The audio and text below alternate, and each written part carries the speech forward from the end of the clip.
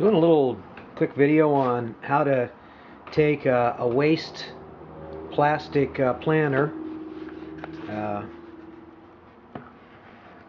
discarded by a nursery or a landscaping business. These are about 2-gallon pots, and use them to make temporary planters for bonsaiing plants in.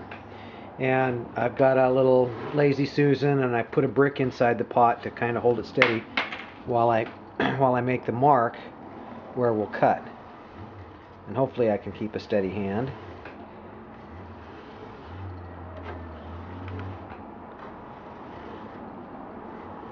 I think I'm dropping, yeah.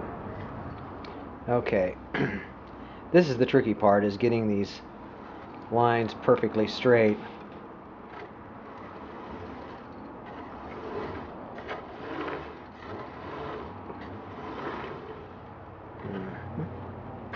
Okay, so I'm chasing it this way. Let's see what happens when I do that. And actually, this way a little bit.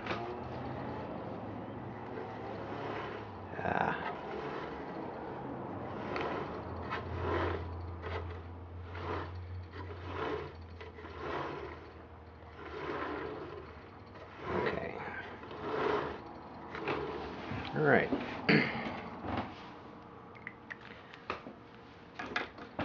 So now I have a line that's reasonably straight across there.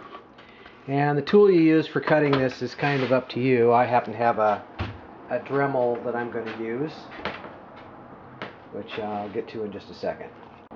Okay, this is going to be loud, and I'll probably just show the start of doing this and cut a little ways, and then we'll cut to the finished product.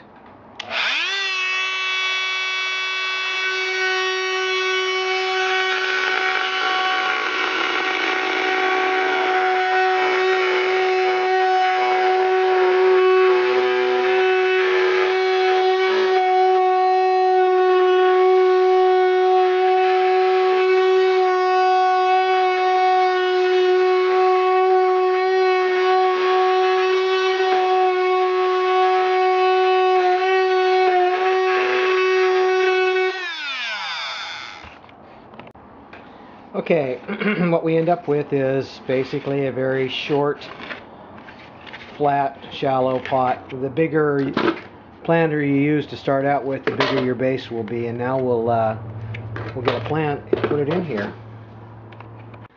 Okay, have here a Japanese maple grown from seed, and a little bit of potting soil. Just use a normal transplant technique.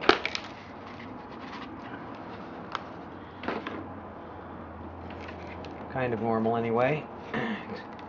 You want to break the bottom of the soil up a bit to make it sufficiently shallow, and then fill in the rest of the space with potting soil. And the potting soil I'm using is the 1 part perlite to 3 parts peat moss mix that I use for just about everything. Almost all my container gardening. You can add other things to it if you want to. This is kind of a soilless media, but it drains well. It doesn't compact badly, which allows for good aeration of the root system. And I've got bonsais that I've been growing in much smaller planters than this for 4-5 years, and they're doing really well. Okay, so there we have. I've got to stake it up and maybe put some wire around it to start shaping it, because I've already pinched it back and to get it to grow sideways.